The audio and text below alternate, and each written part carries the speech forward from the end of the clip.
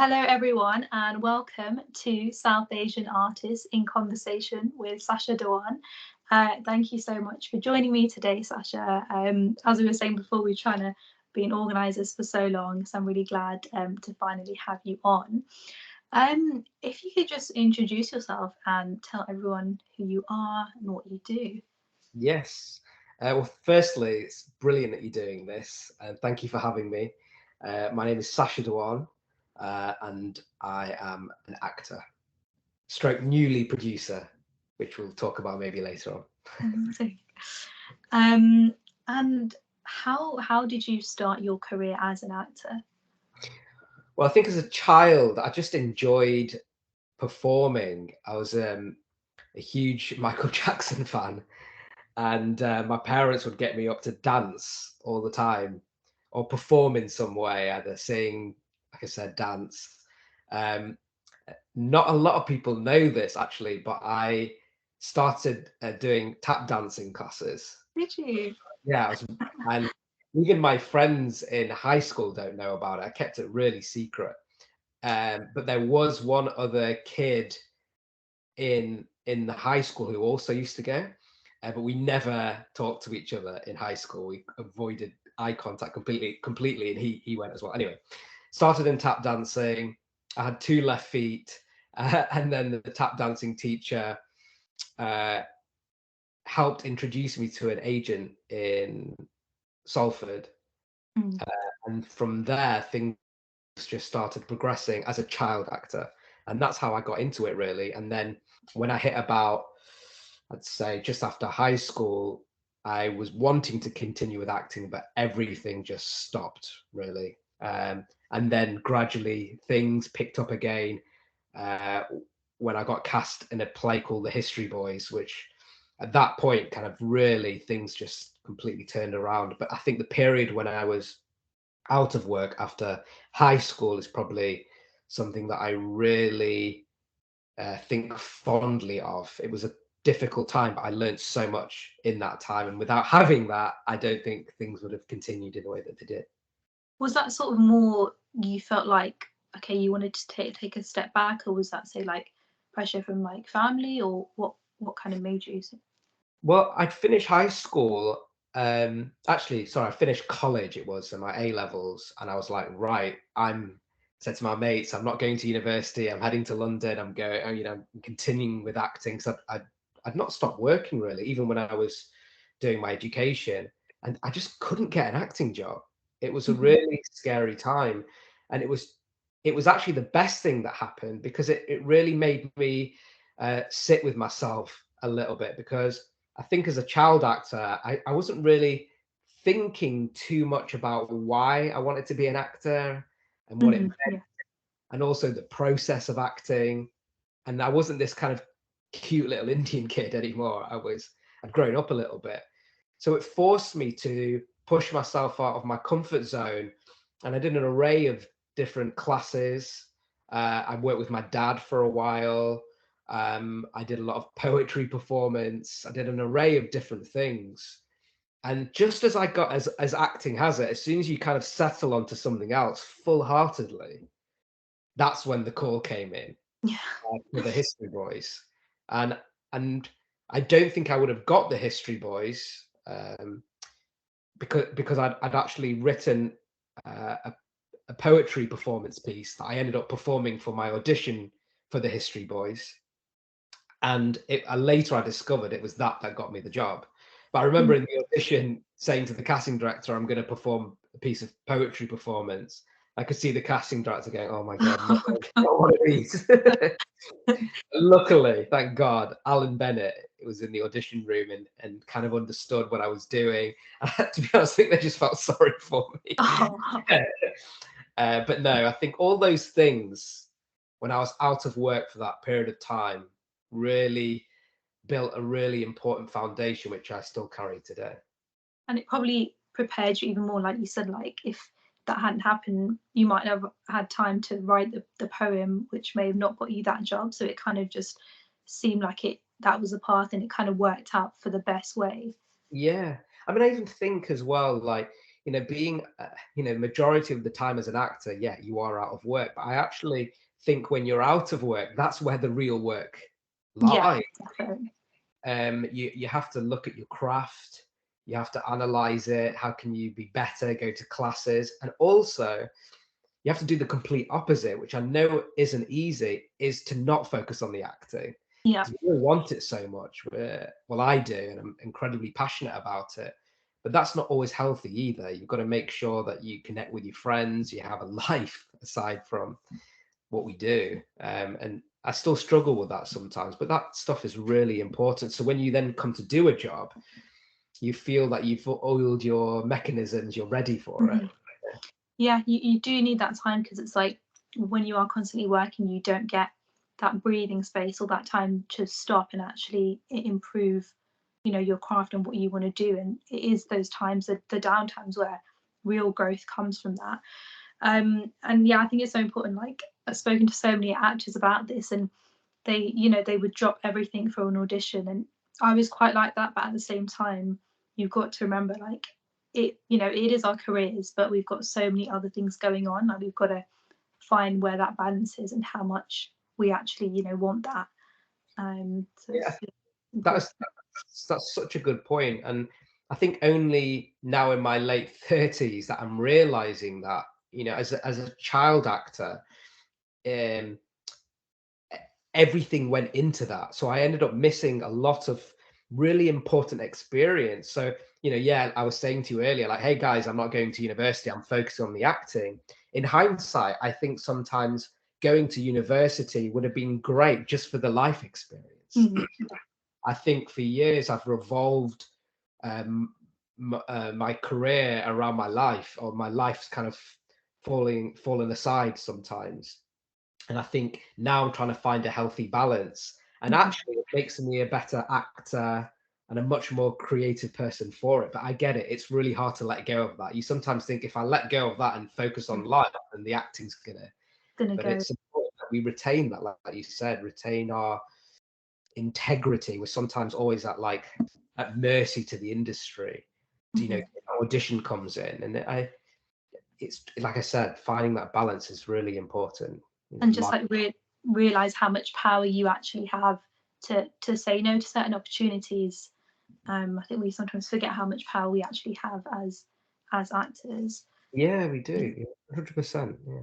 And moving on to some of the projects you've worked on, we'll start with the boy with the top knot. Could you just tell everyone what your experience was like working on that? Yeah, it was fantastic in the sense that it was one of the acting jobs that I do acting jobs as an actor, and it becomes like a special experience because I enjoyed the character. But this was so close to home. It ended up opening up something in me that I'd never really explored before, and that was my sense of identity. Mhm. And initially, well, when the audition came, I turned it down, and I think I realized in hindsight, because it made me very much like Satnam, um, just confront my British South Asian sense of identity that I'd avoided so long. And I think Mhm. as a child actor and working in the industry, my British Indian heritage hadn't really been nurtured through the industry. And I think over the years, things have started to change slightly. There's still a way to go. But this really, I knew was gonna open up something that I wasn't sure if I was ready to kind of expose. I can't when I play characters usually, I kind of hide in them. Whereas this was Mhm. the opposite. I was putting a lot of myself in there. Yeah. So as exposing as it was, it really opened up something in me in terms of which I continue to this day is exploring my British Indian heritage and what that really means. I think a lot of us are still trying to carve out that space. And, Yeah. and it leads in all aspects of my work. But the boy with the top knot was a real starting point for that, and I'm so glad I did it. Obviously, it's an amazing story. The book was amazing. The adaptation was great. So I just had a fantastic time doing it, but also an emotional one as well for me because it was so close to home. No, I really resonate with that. I think I was reading an article, I think, where you'd spoken about, you know, figuring out your British South Asian identity, and sometimes like the anxiety that can come with that. And it's, I think sometimes through the magic of doing certain projects that allows you to delve in and explore that, you know, with characters.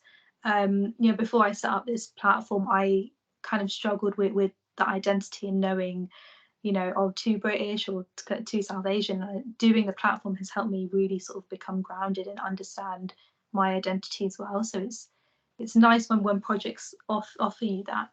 Yeah, they do. I totally relate to that, and I think that's why, and I relate to the fact that you said, uh, sometimes I don't feel British enough, and I don't feel Indian enough, and Mhm. therefore I'm slightly embarrassed about where I fit in it all, and Yeah. therefore I think for so many years I just avoided it. I avoided talking about it, and then over time I started to feel, especially obviously during the pandemic, brought up a lot to the surface, but it gave me a lot of time to think, and I felt that I was denying a huge part of myself, huge part of my identity. So yes, I'd explored it in Topknot, and it given like the a catalyst to kind of start thinking about it in aspects of my work, but I don't think I'd really kind of sat with it, Mhm. really till really lockdown in terms of exploring it. And I don't have an answer of what that is. I'm Yeah. still nurturing it, and but making sure it's something that I factor in all my decisions in a way. So it is really important to me. Yeah, and it's also interesting how you mentioned in previous roles you kind of like hide away, but this allows you to really express. And was that one of like the first roles that you had that you could express your identity, would you say?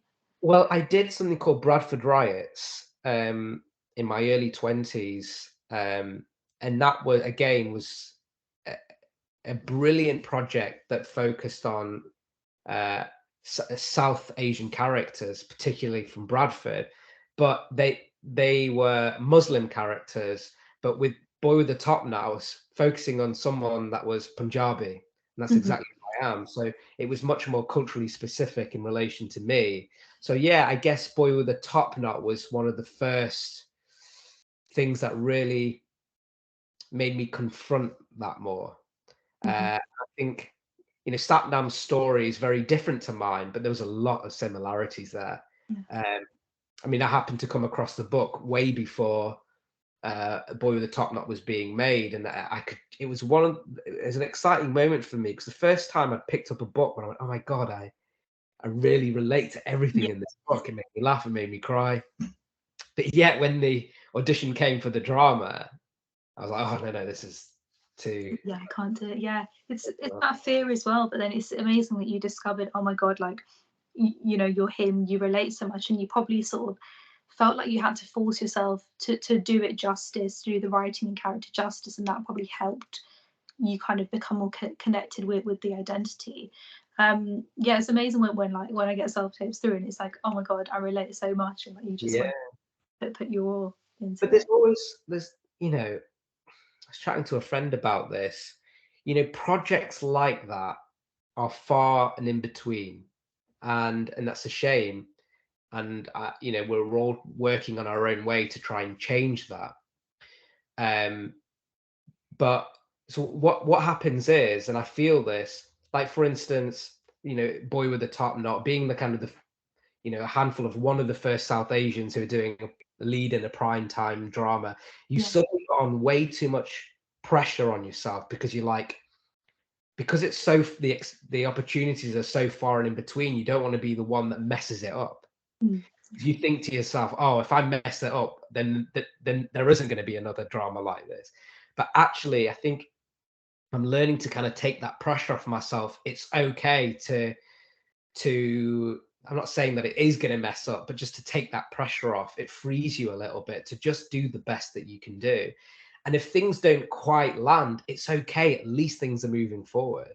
Hmm. So, it's like, oh, it's got to be the best that we've ever done. And I think that gets in the way sometimes. And actually, I've realized if I take that pressure away from myself, I end up being much more creative in my choices. I'm much more kind of front-footed.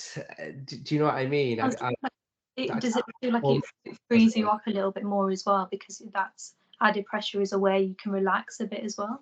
Yeah, I felt sometimes, I think one of the reasons why I kind of initially avoided some of those projects is because I just wasn't, to my detriment, quite ready to confront that part of my identity.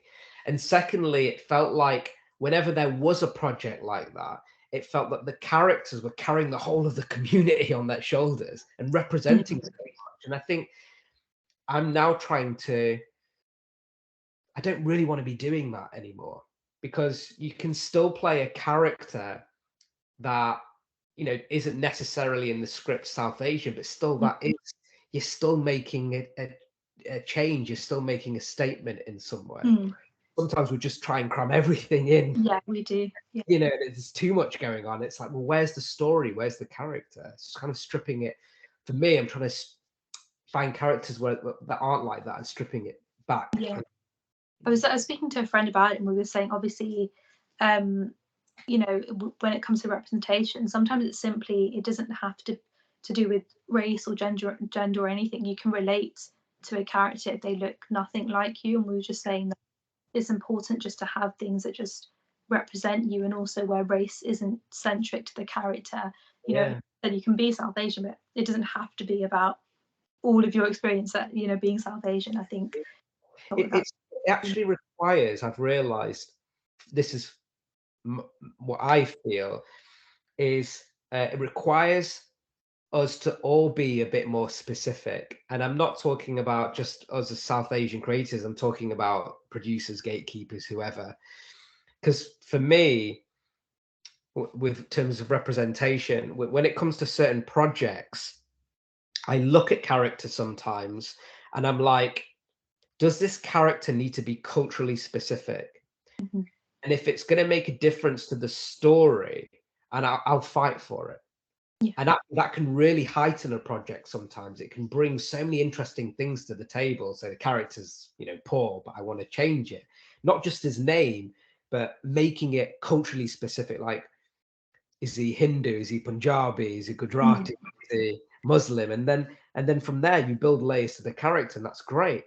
But then the complete opposite can happen sometimes, where I'm like, they'll ask me, they're like, should we change Paul into Raj? And I look at the story and I get, it doesn't really serve the story to do that. It's actually fine. So for me, it depends on kind of project to project. But I think since Boy with a Topknot, it's a lot more in my mind. Yeah. Do you know what I mean? It's a mix of both. Sometimes I don't like wanting to represent the whole community, but sometimes I feel like actually this project needs it. Does that make sense?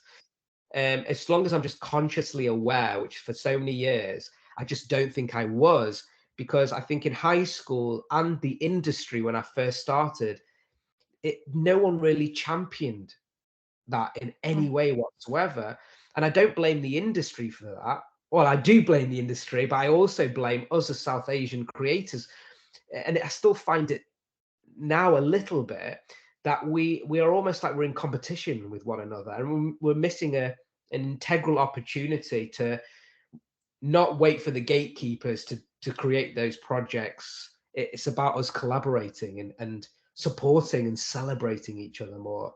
I see a lot of that in the Black community, and it's so inspiring. And I'm kind of wanting to try and do that more. You know, it's why I wanted to connect with you today. It's kind of brilliant what you're doing, and it allows us to kind of focus on these things and talk about them and explore them to work out how can we better ourselves and not wait for other people to do it for us. I'm really glad you mentioned the whole competitiveness, because it's, throughout lockdown we've had so many conversations about the whole, you know, we you know, we do feel like we're in competition. And the thing I've kind of learned is that I think, like, before lockdown it was like a lot worse, in the sense that, you know, we felt we had to compete. I think partly that is to blame, you know, with the industry, because I think because there's not enough roles for us, like you were saying before, we feel like it has to be us, and, you know, if we don't do it well, they'll move on to the next person. So I think it's that pressure of, because there's not enough, then we are going to be in competition. But I think like a mindset is like, if one of us rises and gets an opportunity, that can only mean that that's just going to pave the way for more work. So I think it's like, if we just shift that mindset to be like, okay, they got it, I didn't, and so they got it, my role is going to come, because they've opened so many doors because of that. 100%. And I'm by means not perfect at that. And it's only in the last couple of years I've realized that, and to not celebrate my peers and be angry that someone else got the part. But then also I've realized there was this kind of mentality of just be lucky that you've got your place on the table, because you're right, there's not many places for us, or we think that. And so, well, forget everyone else. But who's saying that we can't? Why are we waiting for that place on the table? If we collaborate and work together, the world's shifting where we can build our own projects and get stuff out there. And even if we put it online or get a play reading or something like that, it's how you start and build that foundation. I think that's something that I'm trying to tap into more, and also be aware that it's okay if we mess up. It's all right. It doesn't have to be the best play reading. It's okay, because that's how you learn from stuff. As long as it's a step forwards, that's the most important thing. I think that's how things started, right? It's like, oh my God, we failed so many times until we got it right. Because I think I have made some, like, not made the best steps, and I've gone, oh, I'm going to avoid it. I'm like, no, keep pushing forward with it. Keep having the conversation. That's the same. To the gatekeepers who don't necessarily really understand who we are or what we're trying to do. Yeah, definitely. We can't just, that's what I've learned as well. We can't, I was waiting for someone to hand opportunities, but it's like, we've got each other. There's so many resources. If we use each other, we can create the work that we've been waiting for someone to get. I think lockdown has really helped, because I've just seen so many more collaborative projects that I hadn't seen before, and I'm like, thank God that allowed so much more magic to be created. Yeah. And also, it's like changing my mindset.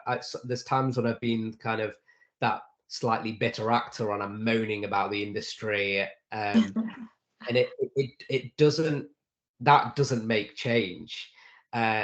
And what's really inspiring is I look at the next generation of actors or creatives that are coming into the scene, and I admire their fearlessness, and being very proud of who they are, their sense of identity. And that's really inspiring. And I'm like, I need to take a leaf out of their book, because, this it is challenging at times, but yet I don't know why I wouldn't have it any different, because it galvanizes me, it gives, and I focus so much energy on the acting. But like we were talking about earlier, when you're out of work is a time for opportunity and collaboration. And it is hard. It's not necessarily going to make loads of money out of it, but I think really exciting things can happen from that in that time. And that's what I'm channeling some of my energy into at the moment, because it can be done, like collaborating, putting on a play, something, like we're sometimes waiting for our mainstream theatres in London, National Theatre, and those types of theatres to tell our stories. But and we've got a wealth of amazing British South Asian writers that aren't being nurtured. But I'm like, I want to we should be nurturing that talent, not relying on the National Theatre to do it. We just need to be a bit braver and just know that we can, we can do it if we just make these connections and get a solid plan in place to create what we want. I think it's just that fear. I think that's holding a lot of people back. I do want to come back to this, because I think it's such an important topic, and there's so much to talk about. But I just want to move a bit on to Doctor Who, because as I was saying, you're very popular and had so many questions submitted in, so I tried to compile them all into a few questions. So what was it like playing the Master in Doctor Who, and what was the best part about playing this role? Okay, it's been an amazing experience. I absolutely loved it, because it's such a fantastic character in a crazy world. I didn't know much. Obviously knew about Doctor Who. I didn't know much about the Master, but it gave me the opportunity to kind of demonstrate so much range, because the Master is a master of disguise, and he plays so many different characters. He comes in as different characters, dresses up as different characters. So that was fantastic. But it came at a point where I was at a real low, actually. I was kind of confronting the fact that I have very bad anxiety. And it made me go, okay, I just need to take some time out. But as life has it, the minute you make a conscious decision to be like, I'm going to take some time out, that's when the phone rings, and it's horrible. And I remember doing a play reading at the National, and coincidentally, it was with Peter Capaldi, who was one of the doctors. Yeah, it was so odd. And I got the call that, they're interested in you, and I should have been really happy, but my heart sank a little, because I was like, I don't think I'm in the right frame of mind to do this, because they were also saying, can you fly to South Africa to start shooting in about like 8 to 10 days? Oh my god! So And I went back. Yeah, they were like, quite a quick turnaround, and I wanted to kind of speak to Peter about it, but I couldn't. They were like, you can't say anything. Oh no! Oh, that would be so hard, because he was just right there. Like, you could have got so much, but yeah. And I remember I flew to South Africa, and my stomach was a knot, and I also have Crohn's disease as well. So all of that was all flared up, and my mental health was a bit all over the place, and I was really nervous for my first scene, and I had a couple of days in South Africa before I was used, so the anxiety levels went even higher, and you kind of start to replay the dialogue in your head. It's not comfortable, but it ended up being such a safe space. Unlike any set that I've worked on, they're just an amazing bunch of people to work with. And I think the journey on Doctor Who, the crew, the fan base, the community, it made me kind of, I was talking about connecting with my British Indian sense of identity, which is a huge part of, confronting that in order to understand my mental health and what's going on there. Doctor Who was a great stepping stone in making me sit with myself and understand my anxiety and why it might be happening. And because they were so brilliant and nurturing and allowing me to do my best work, it gave me the confidence, not only as an actor, but as a human being, to kind of work through some stuff. So initially, I was like, I need to take some time out. This job actually helped me, get me to the next level, and feel so much happier within myself. And I think once I clicked with that, it was like a new breath of life into my acting. And I think that happens as actors. You go through your highs and lows, and the lows are really important times to grow and nurture. And I do not take that for granted anymore. And I think people don't realize it's, the teams that you're working with, it can help so much. Like, if the team wasn't as supportive, it could have gone a different way. But I think that probably really benefited you, that they were so, open and helpful, in the sense that it kind of just took away the fear and helped you relax into that a little bit more. Yeah, just simply being nice and supportive. And that was also led by Jodie, and I talk quite openly about this. She's the doctor, but what you don't see is that just the responsibility off camera. As number one on the call sheet, she, it's an added pressure, and she just looks after everybody. And she made me feel so welcome. And we'd actually worked together years ago, but she knew straight away who I was, and it was just familiar face, yeah, it was just a fun experience. Yeah, loved it.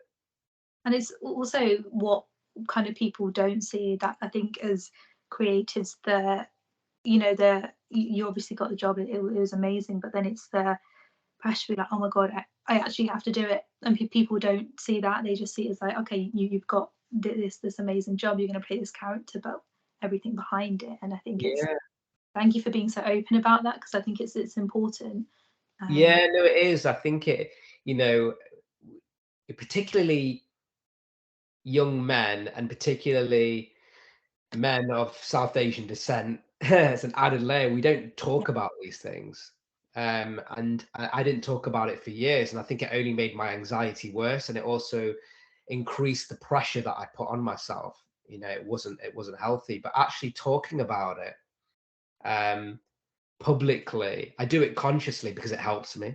And secondly, and I do it in a way that encourages others, particularly young men, to do the same.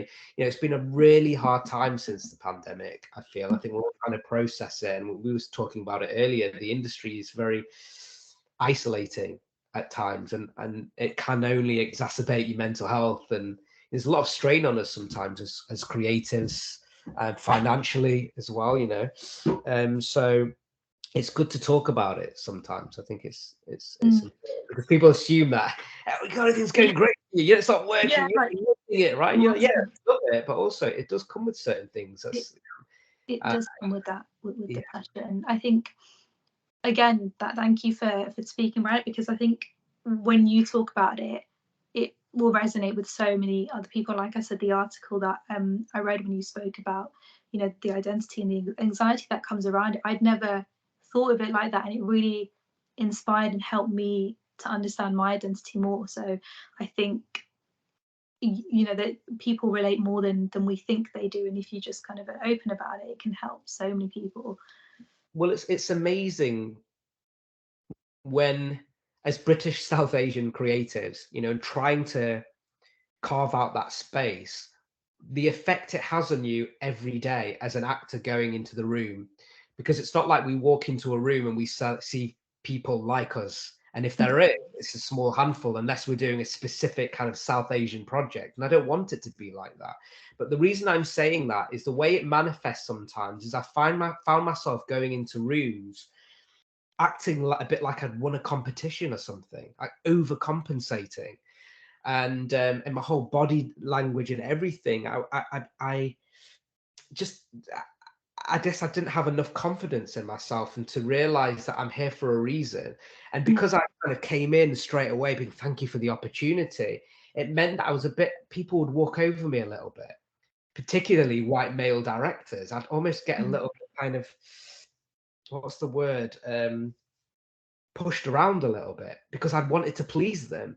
And I think it's because I didn't really appreciate my worth. And that, I know it sounds like a long-winded way of saying it, but I guess I'm now starting to own my identity, my sense of identity. It's okay not to feel British enough, and it's okay not to feel Indian enough, and owning that space a little bit. And having the confidence to do that has made me go into rooms a bit like, well, confident. Yeah. And yeah, like I said, owning my space, and that has had huge impacts in my life. It's really shifted things that Yeah. I've got something to offer, you know.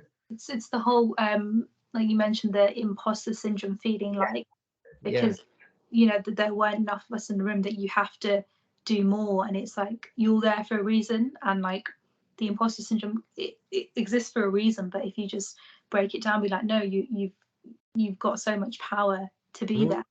yeah. um, But yeah, it takes time in those pauses when you're not working, and I know it can be difficult at times, but really that's the important time to sit with yourself a little bit and be like, to work through the imposter syndrome. So when you go back into a job, you know, you take a breath before, even now with auditions or read throughs, I always take a moment before on my own just to have a breath, remind myself that I'm here for a reason, and then deserving. go and attack it, as opposed to kind of years where I'm just kind of just floating through life, you know, wondering why I've got anxiety and I'm avoiding certain Yeah, projects, talking about certain things, but I'm still exploring it, and by means got loads more work to do. But just opening that up a little bit is actually, I see it like a bit like, as enough as it sounds, you know, dealing with my anxiety, my sense of an identity is like having a bloody superpower sometimes. It yeah, really is. yeah. When you really, you know, explore it and know how to kind of deal with it, it Yeah, does make you feel powerful in the sense. yeah. And your role as the master, there's something I feel like, as like with South Asian characters, I haven't seen many like villainous characters, Yeah. and I was speaking about this with Balvinda Sobal, who plays Suki in EastEnders, and obviously she plays a villain. And both of you, I'm really inspired by, because I love playing characters quite different from me, so like baddies and villains, and it's so inspiring when you see that and you've not seen it represented that much. And you do an incredible job as a master, and when I watched it, I've just been so inspired, and like I want to be a villain on this. And how did that, I know we spoke a little bit about pressure, but how did it feel like to be the first South Asian person to play the master? And did you feel like it came with expectations and pressure? I know we kind of spoke about it a bit. Yeah. Well, yeah, being the first British South Asian character to play that role, yes. But I think I think I had that before I went in, but I realized that the environment that I was put into was such a kind of safe space to kind of release some of that anxiety and pressure to just have fun and be bold. Mm-hmm. And to be honest, I didn't really think about that. I let go of that feeling. Yeah. And I realized, I've had the epiphany with all my work, that people are either going to love it and some people are going to hate it. And that's cool. But as long as I've kind of done the best that I can do and be bold in my choices, that's all that matters. And that speaks volumes, because as soon as you take that pressure away, I just started taking more risks. Yeah. And sometimes, on a take, they wouldn't work. Sometimes like magic happens. Like this is crazy, and it's like such a small thing, but in the Doctor Who special, there's a Rasputin dance that I do. Okay. That wasn't even written. It was like, screw it, I'm just gonna dance at the end of the scene and see what happens. But it made the edit. But I've started doing that more, just being kind of, as long as it feels truthful to the characters, just being bold. And I think subliminally I do a better job for us, flying the flags. I'm like, this is being bold with it, or playing characters that are slightly out of the norm. Like you were saying, I love playing like the villain. It just gives us a bit more depth, because I feel like sometimes when a character's sometimes written as British South Asian, they're a little bland, or just a bit kind of not much substance. Not substance, or too earnest, too nice. Yeah. It's okay, we can be honest. And in our community, there's some knobheads there. There are. There are some, but they're interesting to explore. We've got to explore everybody. I mean, obviously, when I'm playing a villain, I never see them as an arsehole or anything. But this, what it does, it gives me a lot more complexity to work with about why they behave in a certain way, and I really love tapping into that. And you get to sort of explore things that you don't get to, like in everyday life, and something that's so different for you. It's exciting because there's so much that you can do with it. And I think it's so nice that you felt you had that safe and open space to just kind of improvise and just bring your own things to it, as opposed to just stick to the script and what was written. And obviously that that created stuff that wasn't even in the script that they used. I think what was also great on Doctor Who, it was, I felt like everything aligned in terms of the director and the showrunner. Chris Chibnall was the showrunner, Jamie Magnus Stone was the director. There was just two brilliant creatives who were really collaborative. So they kind of allowed me to, I'm never one that's on set that's just like, oh, I'm just going to ad lib here. I really do a lot of diligent work beforehand. And what they allowed me to do was kind of collaborate on the story, not write dialogue or anything, but just it's kind of be like, I think his intention is this, and I'd like to try this. So it meant that we did a lot of the work beforehand. So when I was on set, I could just kind of go with it. A lot of the work was done beforehand. So I love doing that as well. As actors, we don't get enough time to really sit with the script, absorb it, figure out what it means. How can we further it? Because I think a writer does their job, but an actor kind of starts embodying it, and then we'll kind of add different layers to it.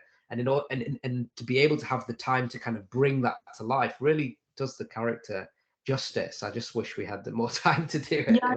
Projects. because it kind of gets you out of your head, you know, when you're on set, because if all the work's been done before, all the preparation, you just go do your thing and then you kind of just let it go because all the Yeah, work's already there. that's it, exactly. Yeah. No. We're going to move a little bit away from Doctor Who and we're going to go on to Marvel. Yeah. So a question that was submitted regarding the Iron Fist. So did you have any stage of film combat experience before getting the role, or was it sort of like a learning on the job thing? Yeah, it was Really learning. interesting to hear this. Yeah, I know. I mean, I think a couple of years ago, like I think, and this is a long-winded answer, but I'll try and be quick. I think I went through earlier on in like years ago, I would just kind of audition and well, auditions would come and I'd go for it and just kind of plow through life like that. But then I made a conscious decision to be like, in terms of representation, I think a way of me doing that was to show people that I can play characters that are very different to me. Mm-hmm. And Marvel was a clear example of that, and it allowed me to do that because he's like a martial arts kind of, you don't mess with him, he's mean, he's like crazy, he's from a different world, he can't be more different to me.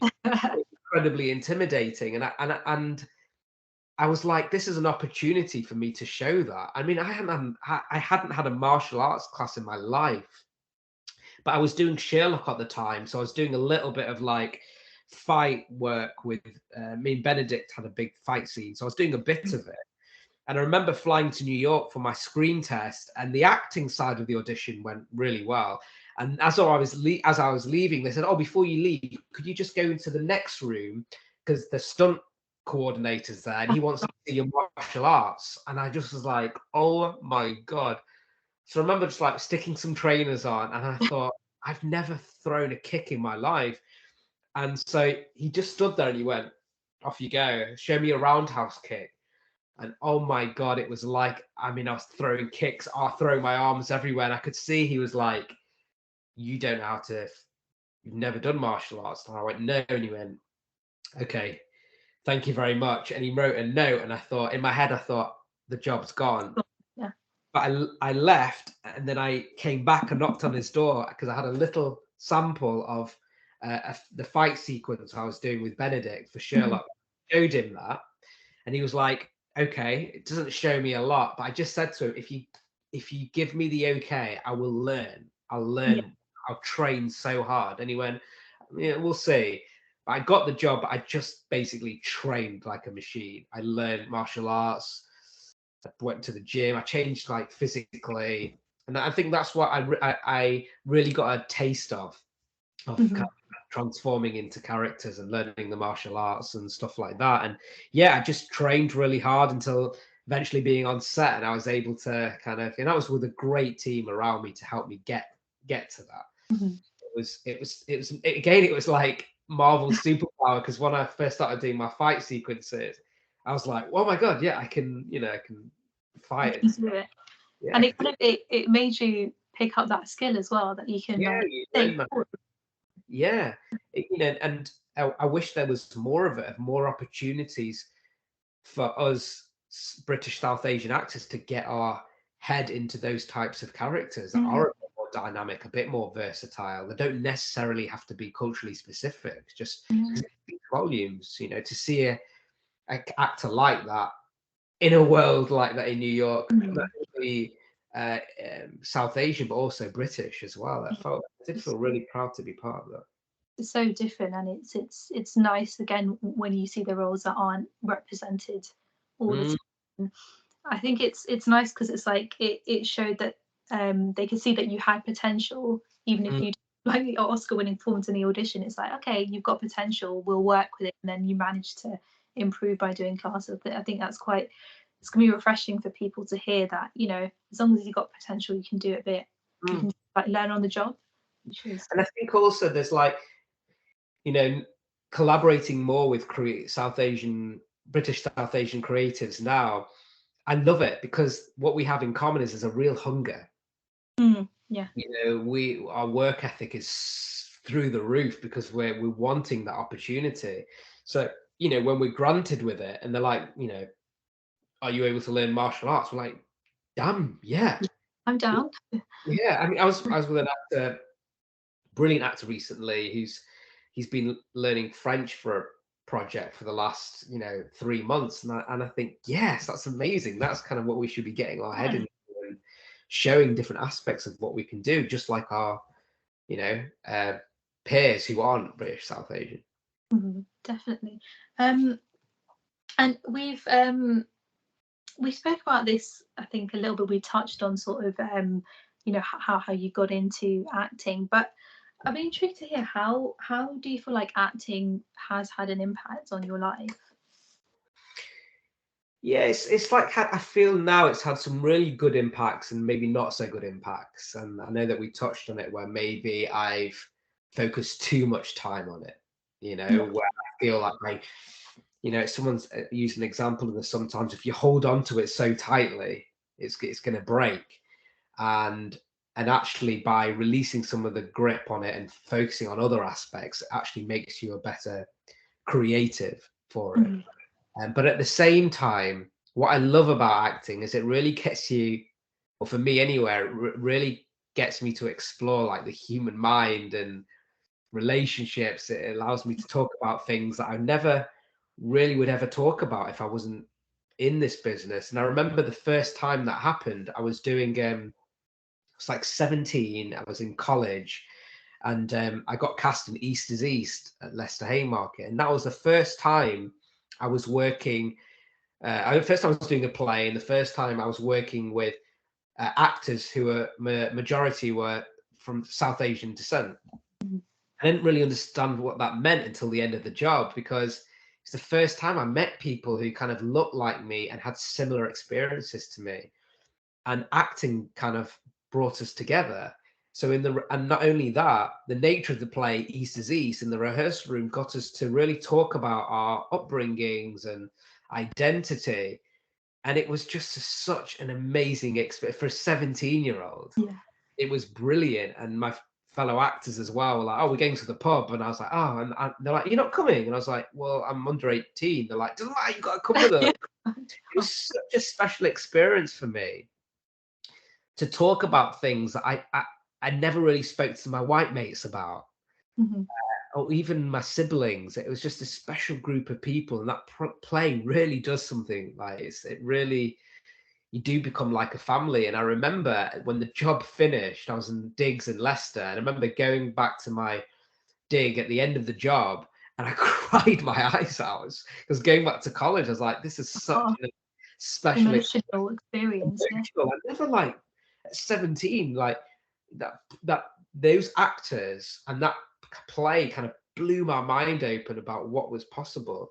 And I think acting does that sometimes. It's we talk about what we see on camera or on stage, but the beauty of connecting with people behind the stage or off camera in the green room, it is so amazing. And I appreciate that now even more, particularly after lockdown, where everything's become, we're talking about this, where everything is isolated.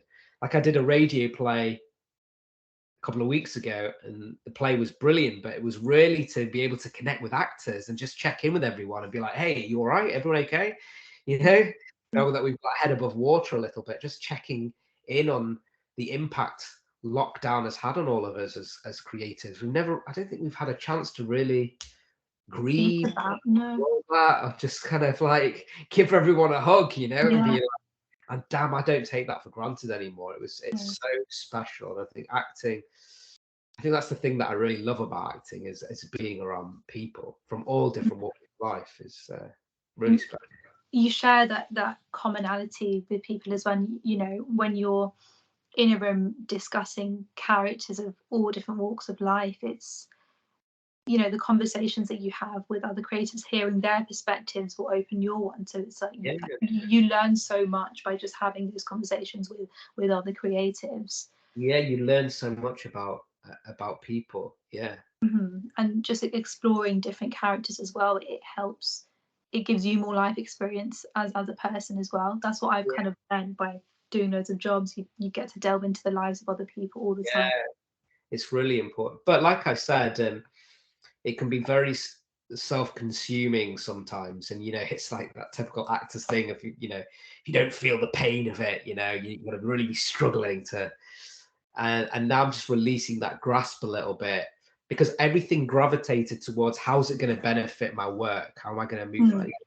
It's still a part of that, but I'm starting to realize that aside from the acting, especially since lockdown, like people need each other right now. Like friends need you, as opposed to being like that actors. I need to meet a mate and just talk about like really hard. And actually, people need you. And so there's something about just making sure that I'm much more generous with people and like just being there for others. It's really important, as opposed to chasing the next audition. It's like it'll do its own thing, and also like what it means to be like, we're all chasing this thing of we want to be successful, we want to be recognized, we want to be that person that wins a BAFTA Oscar. But that doesn't necessarily, and that's what I'm realizing, isn't necessarily is going to bring happiness either. You're just chasing, it's like a bottomless pit, and the goalposts are always going to be shifting.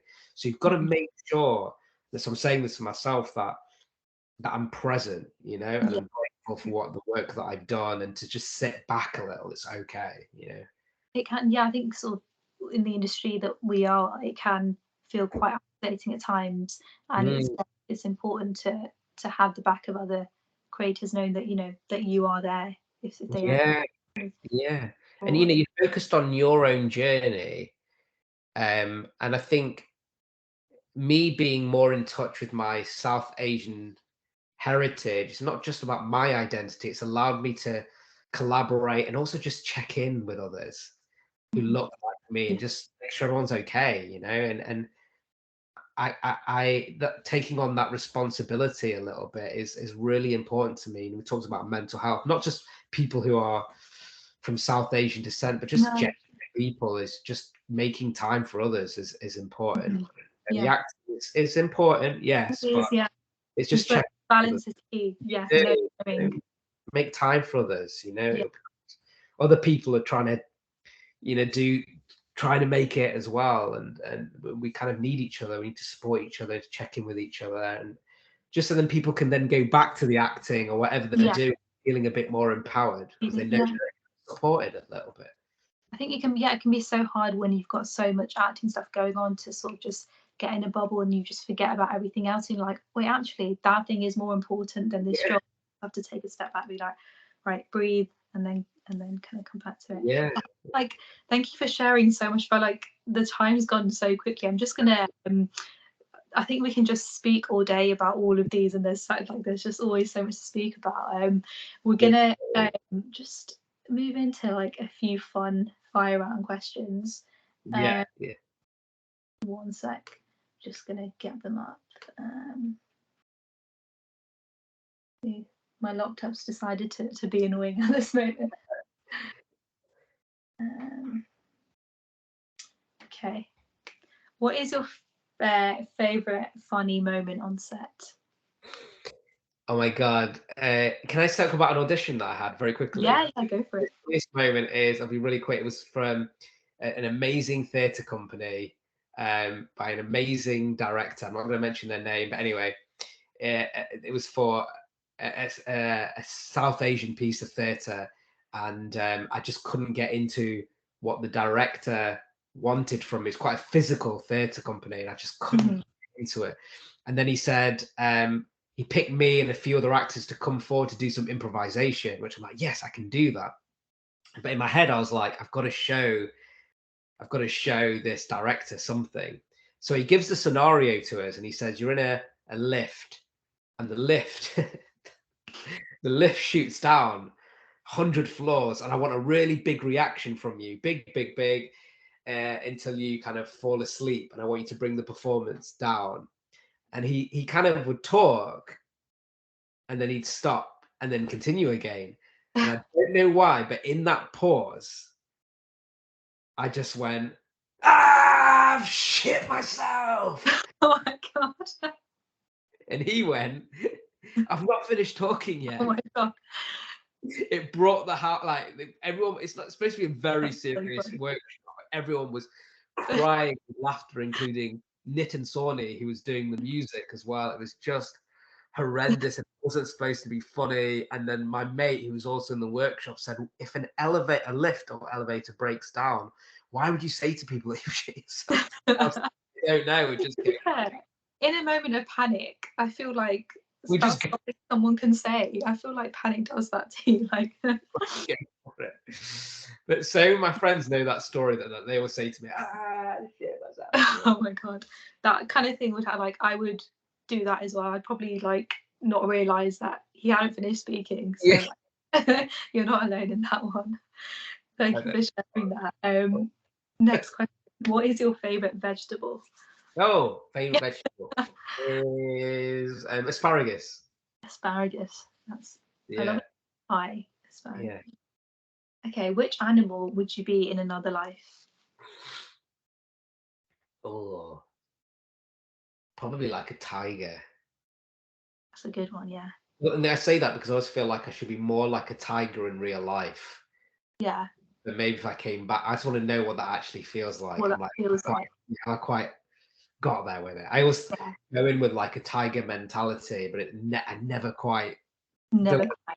Never You will one day. You will one day. One day, yeah. What's one food that you'd never give up? Food? Yeah, food that you'd never Like give a type of cuisine? No, just like one like singular food, yeah. One thing. I'd probably say it's probably an Indian dish. I'd say lamb saag is something that I'd never. You never give up. Yeah, no. And final one to end on, we've got a few minutes left, is what if you could go back to younger Sacha, what is one thing you would say to him?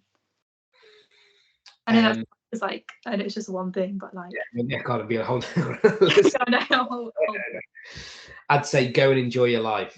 Make sure don't make it matter so much right now. Go and do the things that you're terrified of doing, that aside from acting, go and do them. Go and do them. That's good piece of advice for everyone. Go and enjoy your lives. And don't lose your imagination. That was it. It's been a pleasure having you on. Thank you again for being so open about your experiences. I think people are going to definitely connect and resonate. Yeah, no, thank you so much for joining me today. It's been a pleasure. I've got a few more guests coming up, so I'll let everyone know who they are and when the chats will be up. But yeah, again, massive thank you so much, Sacha, for being here. Thank you very much. Bye. Bye.